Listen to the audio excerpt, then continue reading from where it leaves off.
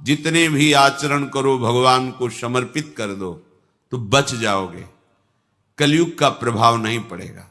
नहीं तो बड़े बड़े धर्मात्मा, विद्वान, ज्ञानी सबके ऊपर अपना प्रभाव डाल देता है। इस विषय में एक चरित्र वर्षों से चल रहा है। परम धर्मात्मा पुण्य श्लोक महाराज नल और उनकी पतिव्रता पत्नी दमयंती जी। कलयुग ने विचार किया हमारे राज्य में, हमारे शासन में कोई धर्मात्मा सुख प्राप्त कर सके, ये मुझे बर्दाश्त नहीं है। क्रोधावेश में आकर उसने निश्चय किया महाराज नल को मैं ऐसी विपत्ति में फंसाऊंगा कि दुख ही दुख मिले। 12 वर्ष तक वो देखता रहा, कोई भी दोष नहीं मिला जिससे महाराज नल की बुद्धि को भ्रष्ट कर सके। एक दिन चूक हो गई, राजकार्य के चिंतन में मगन होने के कारण लघु शंका किया और अपवित्र दशा में सूर्य अर्घादि तर्पण आदि किया, तो ये दोष हो गया। इसी दोष में कलयुग उनकी बुद्धि में प्रवेश कर गया। उनके जो भ्राता, छोटे भ्राता थे पुष्कर, उनके हृदय में जाकर प्रेरित किया और जुआ खेलने के लिए उन्होंने द्यूत क्रीड़ा के लिए ललकारा। क्षत्रिय धर्म के अनुसार ललकार सहन करना उनके स्वभाव में नहीं होता। महाराज नल और पुष्कर की द्यूत क्रीड़ा हुई, सब कुछ हारते चले गए, राज्य भी हार गए, अपने शरीर के आभूषण वस्त्र भी हार गए। फिर उसने कहा दमयंती को दांव पे लगा दो। उन्होंने कहा ऐसा मैं अधर्माचरण नहीं कर सकता। तो उसने कहा सैनिकों से इनको नगर के बाहर निकाल दिया जाए, राज्य में घोषणा करवा दी अगर कोई थोड़ा भी सत्कार जल भोजन देगा उसे प्राण दंड दिया जाएगा। भयानक विपत्ति। कुछ ही दिनों में चक्रवर्ती, राज्य भोगने वाला राजा गली का भिखारी बना दिया कलयुग ने। कोई पानी भी के लिए नहीं पूछ सकता, जिनके आगे सर झुकाते थे उनका कोई आदर नहीं। नगर से निष्कासित वन में जब भयानक, जहां सिंह, रीछ, भालू आदि नाना प्रकार के जीव जो पीड़ा पहुंचाने वाले हैं, वहां उन्होंने विचार किया कि हमारी पतिव्रता पत्नी मेरे कारण दुख को क्यों प्राप्त करे। संध्या का समय था, पास में एक खंडहर था उस जंगल में। वहां जाकर के उन्होंने कहा देखो ये मार्ग जाता है पहाड़ी के पीछे से सरोवर, फिर एक ऋषियों का आश्रम मिलेगा, वहां से फिर आप किसी भी नगर में जाकर के आप रह सकती हैं, क्योंकि मेरे ऊपर विपत्ति आई है, मुझे लगता है तुम्हें दुख नहीं भोगना चाहिए। उनका महाराज जो आपकी शरण में है, पतिव्रता है, उसका त्याग करना उचित नहीं है। उनका ये तो हमने आपको ऐसे बता दिया मार्ग, आप शयन कीजिए। वो बहुत ही दुखी थी क्योंकि राज्य छिन गया था और कई दिनों से भोजन भी नहीं मिला था, तो उनको नींद आ गई। महाराज नल उनको वहीं छोड़ करके आधा वस्त्र उनके शरीर का लेकर के जंगल में भटकने लगे। कैसे समय कटे। विपत्ति का समय बड़ा दुखदाई होता है। ये विपत्ति तभी आती है जब हम भगवान के भजन से विमुख होते हैं। अगर प्रभु का भजन चल रहा है तो कलयुग की गति नहीं है कि उसकी बुद्धि का स्पर्श कर सके। कलयुग की गति नहीं कि कोई बाधा डाल सके, क्योंकि नाम पहारू दिवस निशि, भगवान का नाम रात दिन पहरा देता है। कोई भी विपत्ति, अमंगल भक्त को छू नहीं सकती। हम यही तो चाहते हैं ना, कोई ऐसा हमारी सुरक्षा करने वाला हो जो हमें सुख शांति प्रदान करे, निर्भय कर सके। वो केवल श्री भगवान हैं। ये बात सबकी समझ में नहीं आती। जहां तुम हो वहीं हैं, सब में है, तुम में है, सब समय में है तो इस समय भी है। फिर हमें भयभीत क्या होना है। जब मेरा प्रीतम मेरे समीप है तो काल का भी महाकाल है, डरने की जरूरत नहीं है। वही समस्त दुखों से हमें बचा सकता है, दूसरा नहीं। पर प्रायः इस बात का परिचय भगवत प्रेमी महात्माओं से ही मिलता है। नहीं तो अज्ञान के कारण हम केवल इतना ही समझते हैं कि हम खूब कमाएंगे और सुखी हो जाएंगे, पर यह पता नहीं कि हमारे द्वारा कैसे कैसे गंदे आचरण होते हैं, अधर्म आचरण होते हैं, जिनका फल बड़ा भयानक हो जाता है। दमयंती जी ने वहां से मार्ग में चलते हुए फिर आगे ऋषियों के दर्शन किए। ऋषियों ने उनसे कहा कि तुम चिंता मत करो, ये विपत्ति का समय भी बदलेगा, तुम्हें महाराज मिलेंगे, तुम्हारा राज्य मिलेगा। इतना कहकर वो आश्रम सहित अंतर्धान हो गए, क्योंकि वो सब दिव्य ऋषि थे, केवल संबोधन करने के लिए उनकी आंखों के सामने प्रकाशित हुए थे। वो भटकती हुई जंगल में घूम रही थी कि एक व्यापारियों के दल को देखा। व्यापारी दल में पीछे पीछे छुप के चली कि ये कहीं किसी नगर को तो जाएगा ही। एक सरोवर के समीप निर्मल जल देखकर व्यापारियों ने वहां अपना कैंप लगाया। रात्रि में जंगली हाथियों के द्वारा आक्रमण होने पर बहुत से व्यापारी नष्ट हो गए। उन व्यापारियों ने विचार किया कोई अमंगल प्राणी हमारे साथ है जिससे ऐसा अनिष्ट हुआ। जब ये बात सुनी तो दमयंती जी वहां से चल पड़ी कि मैं ही यहां पीछे पीछे चल रही हूं, अगर इनको पता चलेगा तो हमारी प्राण हानि कर देंगे। आगे चलकर देखा तो कुछ ब्राह्मण लोग नगर की तरफ जा रहे थे, उनके पीछे चली। विदर्भ देश में प्रवेश किया। वहां की राजमाता महल से देख रही थी कि एक विक्षिप्त स्त्री जो बड़ी ही सुंदर सुशील नवयुवती है, कुछ लोग पीछे उनके लगे हुए कंकड़ मार रहे हैं, उनको लग रहा है पागल है, क्योंकि वो शोक से ऐसी व्याकुल थी। राजमाता ने कहा कि मेरा पता नहीं स्वाभाविक क्यों आकर्षण हो रहा है, इस युवती को महल में बुलाया जाए। आदर के साथ उनको जब सामने दासियों ने ला करके प्रणाम करवाया तो राजमाता ने पूछा, देखने से तुम ऐसा नहीं लगती हो कि विक्षिप्त हो या कोई विशेष परिस्थिति में फंसी हुई हो? तुम्हारा मुख कमल ऐसा अनुभव कराता है कि तुम तेजस्विनी हो और कोई देवी हो। तो उनका नहीं, महाराज नल द्यूत क्रीड़ा में हार चुके हैं और दमयंती सहित वन में चले गए हैं और मैं उन्हीं के महल में सुखपूर्वक निवास करती थी। ये नहीं बताया मैं दमयंती हूं, उन्हीं की सेवा में थी। अब जब वो चले गए तो मेरा कोई आश्रय नहीं बचा। अगर राजमाता आप कृपा करें मुझे आश्रय दे दें तो आपका बहुत उपकार होगा, पर मेरा नियम है, मैं एक पतिव्रता हूं, किसी के चरण नहीं धोऊंगी, किसी का जूठन नहीं खाऊंगी, किसी पुरुष से संभाषण नहीं करूंगी, केवल ब्रह्म ऋषियों से बात कर सकती हूं। अगर इन नियमों की आप सुरक्षा कर सके तो मैं आपके यहां रह पाऊंगी। राजमाता ने स्वीकृति दे दी और कहा जैसे मेरी बेटी सुनंदा रहती है ऐसे तुम बेटी की तरह हो, कोई भय नहीं यहां। इधर महाराज नल बड़े ही व्याकुल होकर के कि ये विपत्ति कैसे नष्ट होगी, जंगल में भ्रमण कर रहे थे। उसी समय आवाज आई, पुण्य श्लोक धर्मात्मा महाराज नल मेरी रक्षा कीजिए, रक्षा कीजिए। जिधर आवाज आ रही थी उधर वो दौड़ के गए तो देखा दावानल लगा हुआ है, जंगल में भीषण आग फैली हुई और कोई आग की ज्वाला के बीच में पुकार रहा है। इन्होंने देवताओं को प्रसन्न किया था तो अग्नि भगवान ने वरदान दिया था कि कभी अग्नि की दाहिका शक्ति तुम्हें जलाएगी नहीं, अर्थात ज्वाला में तुम चंदन की तरह शीतल होते हुए जा सकते हो।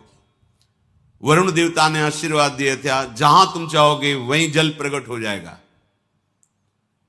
बड़ी देवताओं की आराधना की थी।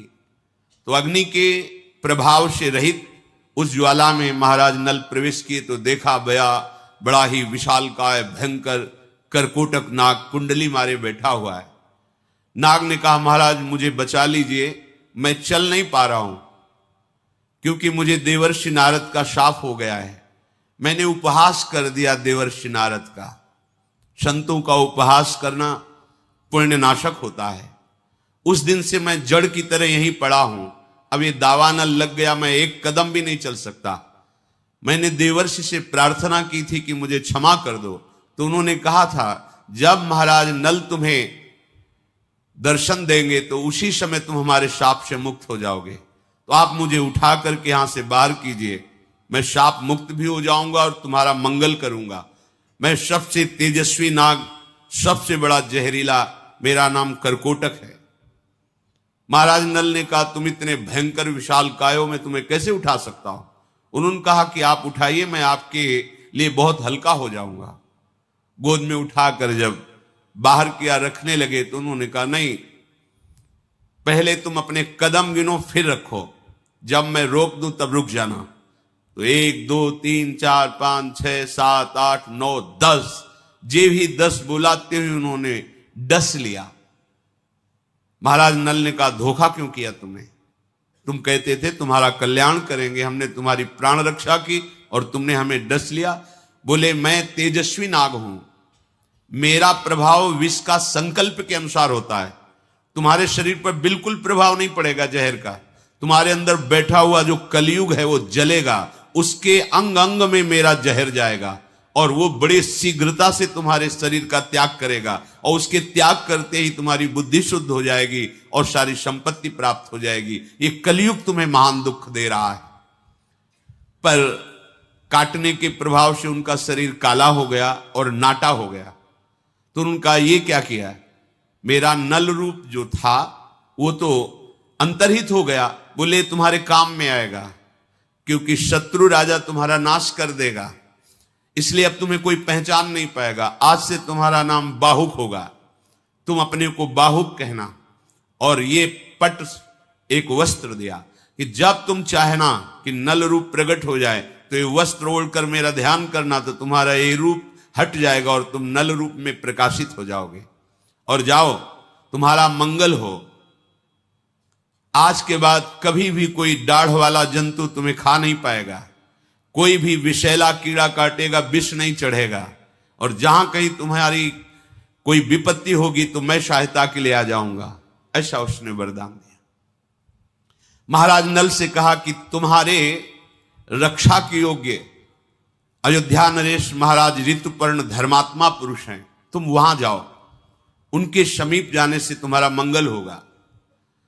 बाहुक अर्थात महाराज नल राजा ऋतुपर्ण के समीप गए और कहा, महाराज मैं समस्त कलाओं में प्रवीण हूं, विश्व में कोई अश्व विद्या का ऐसा ज्ञाता नहीं जो मेरे समान हो।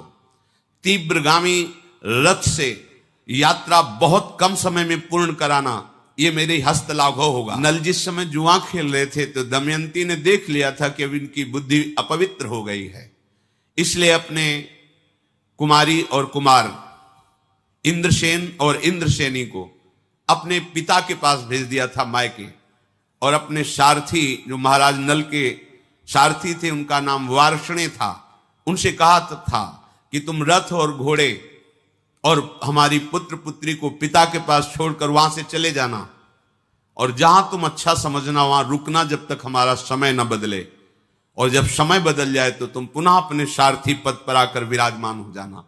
तो वो संयोग से वहां ऋतुपर्ण के यहां ही सेवा में थे।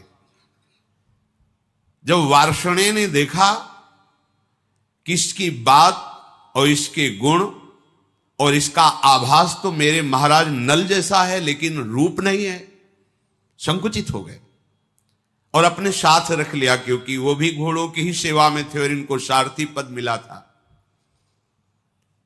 इधर दमयंती जी के हृदय में बड़ी वेदना हो रही थी कि मैं तो महल में रह रही हूं लेकिन मेरे पति प्राणेश्वर पता नहीं किस विपत्ति को सह रहे हैं। जब कुमार कुमारी वहां छोड़े गए तो उनको पता चला परिस्थिति का, तो उन्होंने शास्त्रों ब्राह्मणों को बुलाया और दक्षिणा देकर कहा कि आप दिशाओं में जाइए और सब जगह खोज कीजिए, अगर नल दमयंती का पता आप लगा लेते हैं तो आपको कई हजार गौएं, स्वर्ण मुद्राएं और नगर ये आपकी सेवा में हम समर्पित करें। वहां जाकर राजमाता से कहा, तुम्हारे यहां कोई नवयुवती दासी आई हुई है, हम दर्शन करना चाहते हैं। जब देखा तो बचपन से उन्हें देख रहे थे दमयंती को, क्योंकि वहीं राज दरबार के पुरोहित थे। देखते ही उन्होंने कहा, बेटा तुम अपने मस्तक को धोइए, क्योंकि मस्तक में इनके एक दिव्य चिन्ह था जो बचपन से वो पहचानते थे। जेवी धोया तो ही समझ गए दमयंती है। राजमाता से कहा, ये कोई दासी या सैरेंद्री नहीं है, ये माता के समीप जाकर अपने हृदय की बात कही और कहा कि हम चाहते हैं कि कुछ गुप्त रूप से ब्राह्मण भेजे जाएं जिनको मैं श्लोक सिखाऊंगी और हर सभा में, हर नगर में जाके श्लोक का गायन करें। अयोध्या पहुंचे और ऋतुपर्ण की सभा में जब श्लोक गाया तो वहीं बैठे हुए बाहुक रूप में महाराज नल थे, सभा से बाहर निकले और एकांत में उस ब्राह्मण से मिले, उस श्लोक का उत्तर दिया। दमयंती ने कहा था जो शब्द बोले जाएं वैसे ही शब्द हमारे सामने कहा जाए। ब्राह्मण लोग आए और बताया दमयंती से कि राज चिन्ह तो कोई नहीं दिखाई दे रहा था, वो महाराज ऋतुपर्ण के सारथी हैं, काला शरीर है, नाटा स्वरूप है, पर उन्होंने उत्तर में आपके श्लोक का यही दिया था कि कोई भी पतिव्रता पत्नी अपने पति पर दोष नहीं करती। दमयंती जी ने कहा निश्चित महाराज नल ही हैं, दूसरा कोई नहीं, पर रूप क्यों नहीं है ये मुझे पता नहीं। दमयंती जी ने कुछ ब्राह्मणों को भेजा कि केवल महाराज अयोध्या नरेश ऋतुपर्ण से जाकर कहो कि दमयंती ने वरण करने के लिए दूसरा स्वयंवर रचा है, बहुत से राजा और राजकुमार आए हैं, आपका भी निमंत्रण है, पर वो बड़ी शीघ्रता से स्वयंवर रचा है, इसलिए समय नहीं है, सुबह ही स्वयंवर है, ऐसा बोलना जाके। ब्राह्मणों ने ऐसा ही किया। ऋतुपर्ण जी ने दमयंती का स्वरूप, सौंदर्य, महिमा सुनी थी। उन्होंने कहा कि कोई हमें सुबह तक पहुंचा ही नहीं पाएगा, 100 योजन अयोध्या से दूर है, कैसे कुंडनपुर में हमें सुबह तक कोई पहुंचा सकता है। तो सारथी बाहुक ने कहा सुबह तो बहुत समय होता है महाराज, मैं संध्या होते होते आपको पहुंचा दूंगा। तो उनका बातें बनाने से नहीं होता, बहुत बड़ी यात्रा है, 400 कोस दूर, 100 योजन का मतलब 400 कोस दूर, और रथ से इतने कम समय में पहुंचा देना। उनका महाराज मेरी यही अश्वविद्या है। कह रहा है कि महाराज नल पधार चुके हैं, रथ की घड़घड़ाहट से मुझे अनुभव हो गया ऐसा रथ केवल महाराज नल चला सकते हैं। पर यहां 3 दिखाई दिए, एक महाराज ऋतुपर्ण, दूसरे वार्ष्णे और तीसरा वो जो काला और नाटा। तो महाराज नल कहां है? और मुझे आभास हो रहा है कि मेरे पति पधारे हुए हैं। जो सत्य पे चलता है उसका हृदय कभी मिथ्या संकेत नहीं करता, जो सत्य बोलता है उसकी वाणी कभी मिथ्या नहीं होती। जो पातिव्रत धर्म से युक्त है वो अपने पति के सामीप्यता का आभास निश्चित कर लेती है। दमयंती जी ने अपनी दासी से कहा कि आप जाकर के इनकी चेष्टाओं पर नजर कीजिए। ये महाराज ऋतुपर्ण के सारथी के रूप में जो है, क्या मेरे महाराज नल हैं? पर महाराज नल तो बड़े तेजस्वी, गौरांग बदन, और ये काले रंग के। विश्वास मेरा कहता है ये महाराज नल है, पर प्रमाण कहता है कि ये नल नहीं है, जो बाहुक रूप में है। दमयंती ने अब निश्चय किया कि अब मैं दर्शन करूंगी, अब कोई संशय नहीं, मेरे महाराज नल ही हैं। मां से कहा मां, ये जो बाहुक सारथी है, अब संदेह नहीं, मैंने परीक्षा करके देख लिया है, मेरे पति महाराज नल हैं, सारे लक्षण महाराज नल के हैं, केवल रूप नहीं है। इसलिए मैं स्वयं जाकर के देखना चाहती हूं, पर जब तक आपकी आज्ञा नहीं होगी तब तक मैं ना उनके पास जा सकती हूं ना उनको बुला सकती हूं। आप आज्ञा कीजिए, मैं जाऊं या आप बुला दीजिए उनको महल में। दमयंती के ऐसा कहने पर महारानी ने विदर्भ नरेश भीम को यह सूचना दी कि आपका आदेश मिले तो महल में उनको बुला लिया जाए। उनका आदेश हो गया। महाराज नल को राजभवन के भीतर महल में लाया गया। दमयंती ने राजा नल के नेत्रों में, सब छुप सकता है लेकिन नेत्र नहीं छुप सकते। मुझे पता चल गया है कि तुम जान गई हो कि मैं हूं, तो आप देखो राज्य नष्ट हो गया, सारी विपत्तियां थी।